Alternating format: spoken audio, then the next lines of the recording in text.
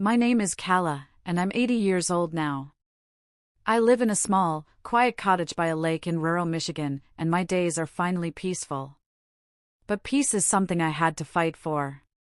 I'm telling this story because I know some of you watching feel trapped, just like I did. I'm here to tell you that even when your bones ache and the world sees you as invisible, you still have fire inside you. My story begins 8 years ago, when I was 72.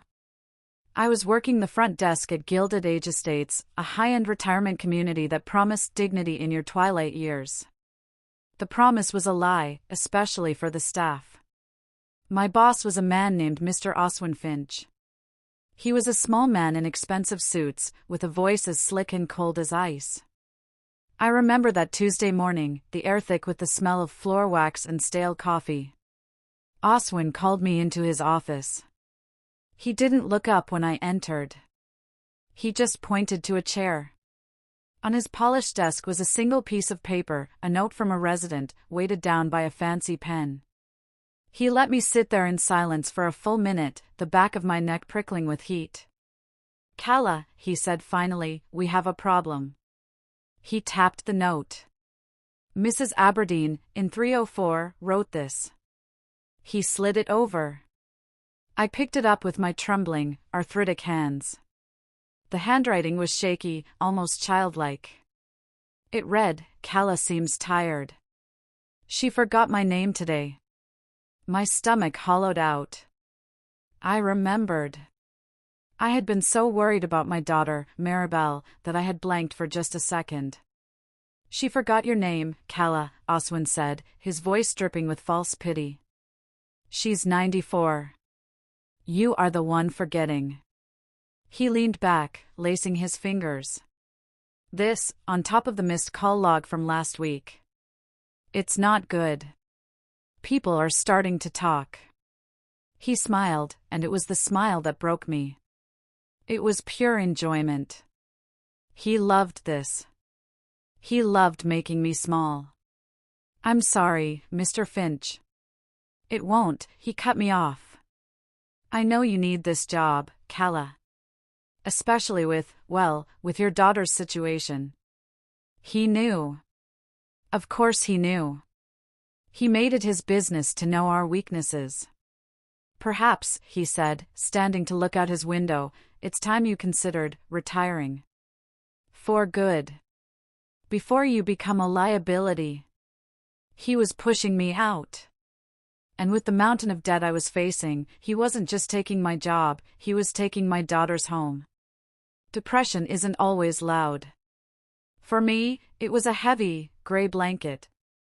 After that meeting, Oswin didn't fire me. He did something worse. He kept me there, twisting the knife. He cut my hours, citing the incidents, which meant my paycheck was suddenly half of what I needed. I would come home to my tiny apartment, sit in the dark, and just feel the walls closing in. The shame was a physical weight. I was 72 and a failure. I couldn't sleep. I'd just lie awake, my heart pounding, thinking about the numbers. Always the numbers. You see, I wasn't working for pocket money. I was working for Maribel. My daughter, my only child, had been left by her husband with a mountain of medical debt after a car accident. I had co-signed on the loans to save her house. If I lost my job, if I couldn't make those payments, Maribel and my grandson would be on the street. This was the leverage Oswin had. He knew I couldn't quit. He knew I would take anything he threw at me. I became his public example. "Kala, the lobby windows are smudged. See to it," he'd say in front of wealthy residents. I wasn't a receptionist anymore, I was a glorified maid. He'd forget to schedule my lunch break, and I'd have to work 10 hours straight, my feet swelling and my back screaming in protest. I felt myself disappearing. The Kala who loved to read, who used to bake, was gone. In her place was this trembling, gray ghost. I'd cry in the staff bathroom, muffling the sobs in my sweater. I was so tired. Not just need a nap tired, but a bone-deep exhaustion that made my very soul feel heavy. I began to think that maybe Oswin was right. Maybe I was useless. Maybe it would be better if I just wasn't here at all. That was my lowest point. The depression had me. I was standing in the lobby, trying to polish a brass railing, when he found a new way to break me. "Kala," he announced, so loudly that a family touring the facility turned to look. "The fountain in the courtyard is clogged with leaves. Go and take care of it. And please, try to keep up." He handed me a small net. I was to be a pool cleaner, in front of everyone. I walked out to that courtyard like a woman walking to the gallows. The fountain was beautiful, a 3-tiered marble monstrosity, and it was indeed full of wet, rotting leaves. It was a cold November day, and the wind bit at my face. I could feel the residents watching me from their windows. Kala, the old woman, the failure, scooping leaves like a servant. The humiliation was complete. I could feel the hot, angry tears welling up, but I refused to let him see me cry. I was fumbling with the net, my hands too stiff from the cold, when a young man in a maintenance uniform knelt beside me. His name was Jareth. He was quiet, always kind, and looked to be about Maribel's age. "That's a 2-person job, ma'am," he said softly, taking the net from me. "Let me get the heavy stuff." He didn't make a show of it. He just started working, his movements quick and efficient. "Thank you, Jareth," I whispered, my voice thick. "You shouldn't. Mr. Finch will see." Jareth didn't look up. "He does this to everyone, Kala. Especially the ones he knows are in a bind. Don't let him win." His words were a small, warm spark in my freezing world. We worked in silence for a few minutes, the only sound the slosh of water and the scrape of the net. When we were done, he gathered his tools. "You hang in there," he said. He started to walk away, then paused. "Oh, shoot. I almost forgot." He grabbed a worn, black binder from his cart. "Mr. Finch wanted this put in the shredder bin, but the shredder's jammed. Can you hold on to it until tomorrow? Just stick it under your desk. I'll get it in the morning." "Of course," I said, taking the heavy binder. He smiled and left. I went back to my desk, the cold having seeped into my bones. I slid the binder into the cubby by my feet. But as I did, it fell open. A stack of papers spilled out. Invoices. Receipts. One large, glaring line item caught my eye: Finch Landscaping Services, $15,000. That was odd. Oswin's last name was Finch. I looked closer. It was a bill for the Residents' Activity Fund. A single clue. Sometimes that's all it takes. That night, I couldn't stop thinking about the binder. It was none of my business. Jareth had asked me to hold it for shredding. But $15,000? For landscaping? The Residents' Activity Fund was money the families paid for bingo nights, field trips, and crafting supplies. I'd seen the sad little craft cart. It didn't have $15 in supplies, let alone $15,000. After my shift, I took the binder home. My hands shook as I opened it on my small kitchen table. It wasn't just one invoice. It was dozens. Finch Office Solutions, $8,000 for premium stationery. Oswin Consulting, $5,000 for management oversight. It was all him. He had created fake companies, all with his name or initials, and was billing the residents for services never rendered.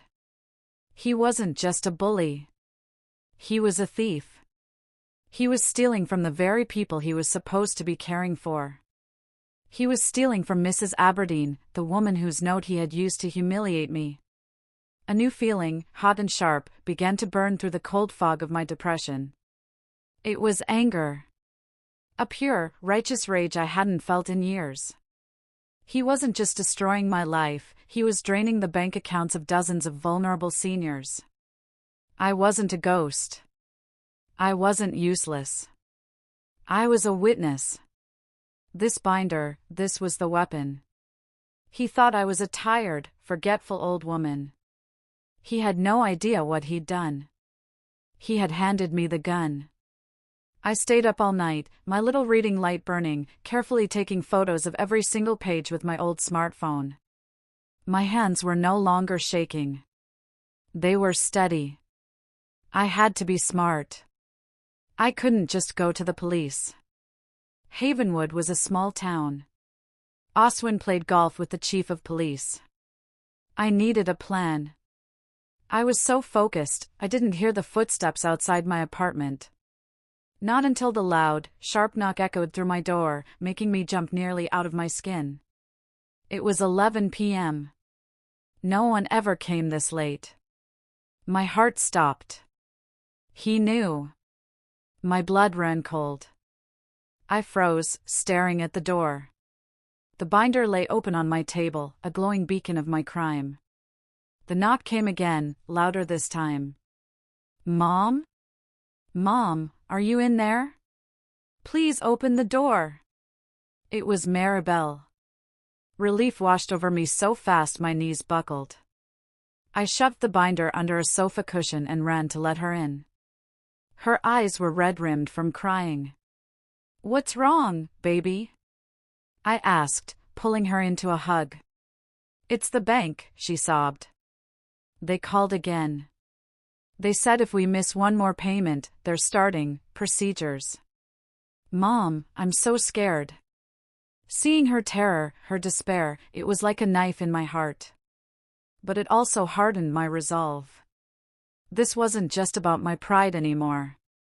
It was about my daughter's survival. And Oswin Finch was the dragon sitting on the gold that could save us. It's going to be okay, Maribel, I told her, my voice full of a new, strange confidence. I promise you. I'm working on something. It's going to be okay. When I went to work the next day, I felt different. I was still Calla, the 72-year-old receptionist, but I had a secret. I put the binder back under my desk, ready for Jareth. But Jareth never came. At 10 a.m., Oswin stepped out of his office. Calla, he said, loud enough for the lobby to hear. You seem distracted today. Did you lose something? My blood chilled. He wasn't talking about the binder, was he? He couldn't know. I played dumb. No, Mr. Finch. Just focusing on my work. He smiled that snake-like smile. Good. Because we have to be so careful about who we trust, don't we? Which brings me to some sad news. He clasped his hands behind his back. Jareth, from maintenance, has been let go. Effective immediately. Corporate restructuring. My stomach dropped. Jareth. The only person who had been kind to me. The person who gave me the binder. Oswin stared at me, his eyes gleaming. He knew. He must have known Jareth gave me the folder. This was a message. A pity, he continued. Such a sloppy, careless young man. He was telling me he knew Jareth helped me. He was telling me I was next. He had fired my only ally. I was alone, and he knew I had the evidence. The next week was a special kind of hell. Jareth was gone, and I was truly alone. The depression tried to creep back in, whispering that I was foolish, that I had cost a good young man his job. Oswin was toying with me. He didn't fire me. He wanted me to suffer. He wanted me to know that he was in complete control. He had a new security camera installed, a sleek, black dome, mounted on the ceiling directly above my desk. It wasn't for security. It was for me. I could feel its unblinking eye on me all day. He would call me on the desk phone. Calla, you've been staring at that wall for 3 minutes. Is something wrong with the paint? He was watching my every move, enjoying my terror. I had the copies of the ledger, hidden at home, but what could I do? I was terrified. If I went to the police, Oswin would say I stole the binder. He would say I was a disgruntled, senile employee, and Jareth was my accomplice. He would ruin us both. He would call the bank, and Maribel would lose her home. I was trapped. I felt hopeless. I was back to being the gray ghost, but now I was a haunted one. I had this terrible secret and no way to use it. The anger was still there, but it was trapped under a mountain of fear. I had to do something. I couldn't let him win. I couldn't let Jareth's firing be for nothing. One afternoon, I was delivering mail to the residents, another one of my new, demeaning tasks. I stopped at room 212. The name on the door was Naoma Vance. I knew her. She was a tiny, bird-like woman of 85, with eyes as sharp as glass. I had overheard other nurses say she was a holy terror and had been a high-powered corporate lawyer in New York for 50 years. I knocked and entered. She was sitting in her armchair, surrounded by stacks of the Wall Street Journal. "Mrs. Vance? Your mail." She looked up at me. "You look terrible, Calla. What has that weasel Finch done to you now?" Her voice was raspy but strong. "I don't know why I did it. It was a leap of faith." "I found something, Mrs. Vance," I whispered, my voice trembling. "And I think I'm in terrible trouble." Sometimes, an ally comes from the most unexpected place. Naoma Vance stared at me, her sharp eyes searching my face. "Trouble? Sit down. And close that door. All the way." I did, my heart pounding. I told her everything. The humiliation, the debt, Jareth, the binder, the camera. I laid it all out, my voice cracking with fear and exhaustion. I expected her to scold me, to tell me I was a fool for taking the binder. Instead, when I finished, a slow, cold smile spread across her wrinkled face. "Oswin Finch," she said, testing the name. "He's not just a weasel, Calla. He's an idiot. A common, greedy, predictable idiot." She tapped her temple.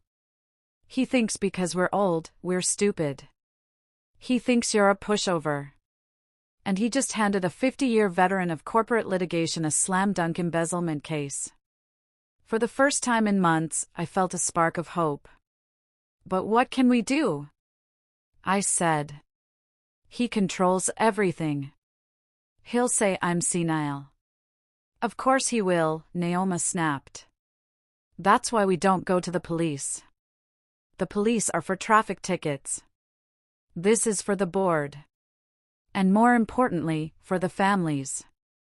Men like Oswin aren't afraid of jail. They're afraid of public humiliation and losing their money." She leaned forward, her eyes gleaming with a light that was almost feral. "His greatest weapon is making you feel small and ashamed in public, yes? We're going to return the favor." The plan she laid out was brilliant, terrifying, and beautiful. It wasn't just about exposing him. It was about justice. "The annual Family Day Gala is in 2 weeks," she said. "Oswin's favorite day. He gives a big speech about the community, about the activity fund. You and I, Calla, are going to prepare a little presentation." She told me exactly what to do.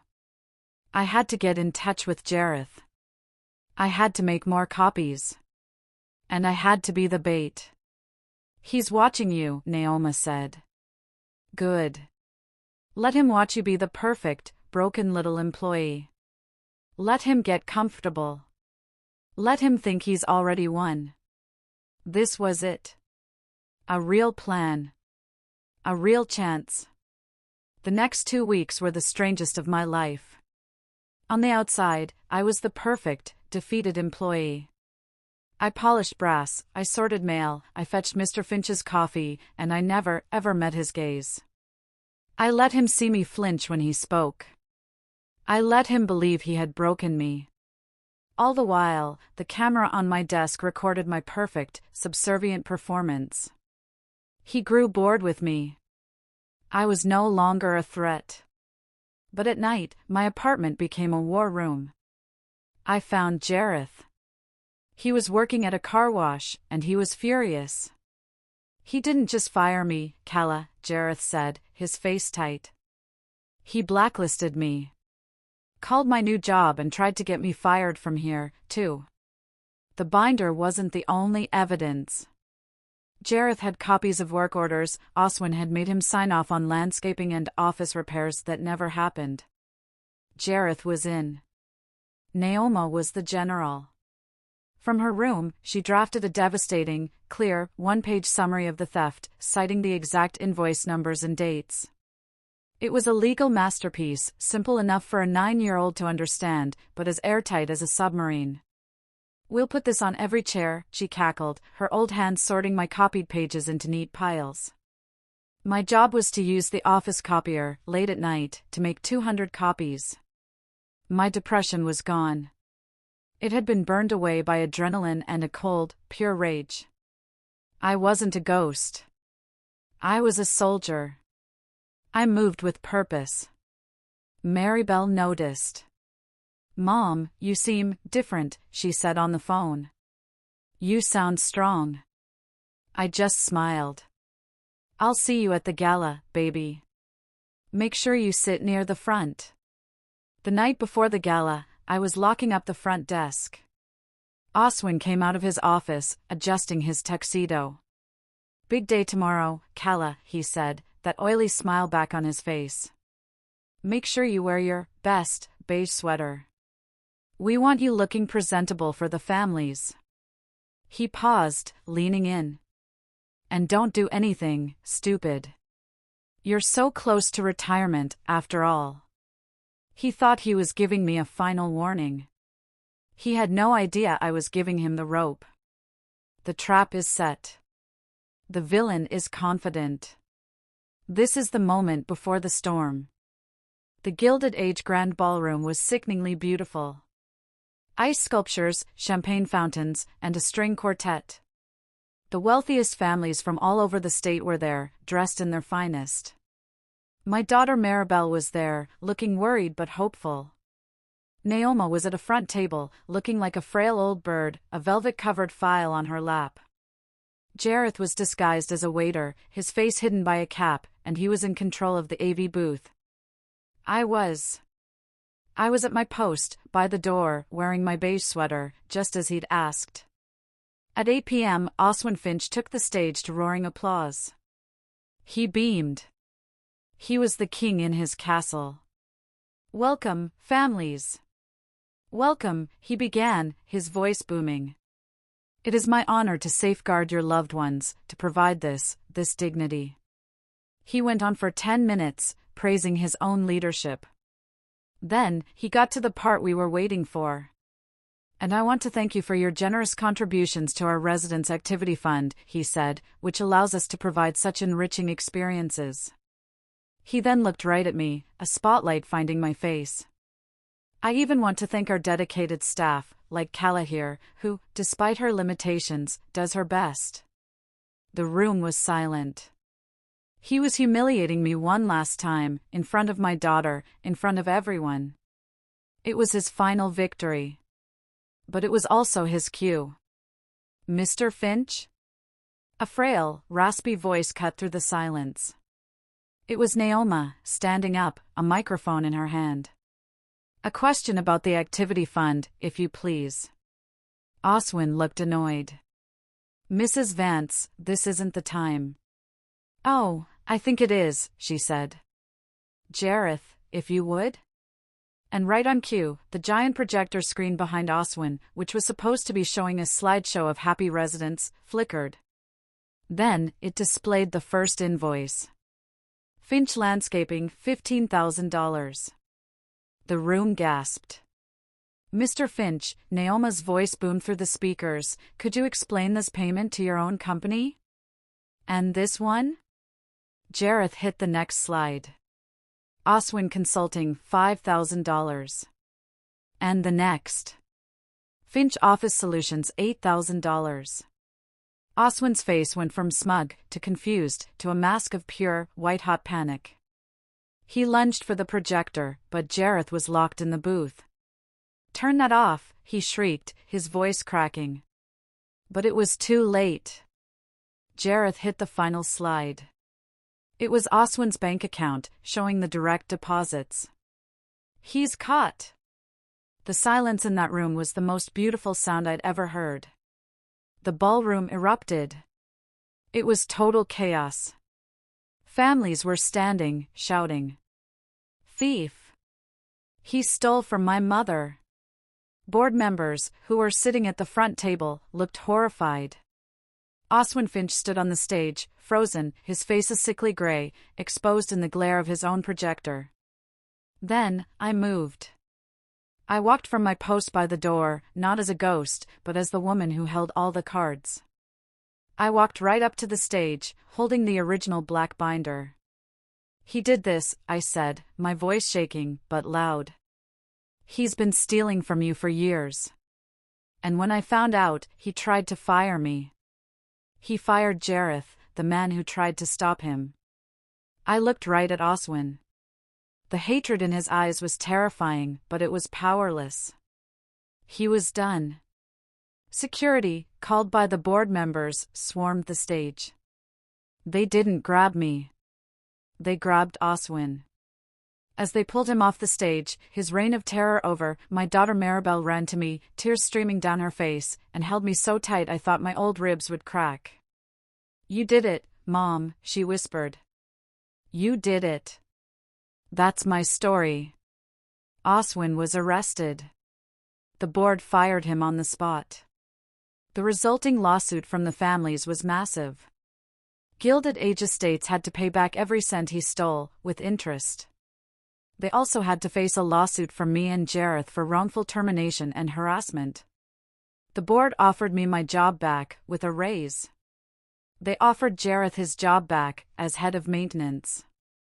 I politely accepted, and then I gave my 2 weeks' notice.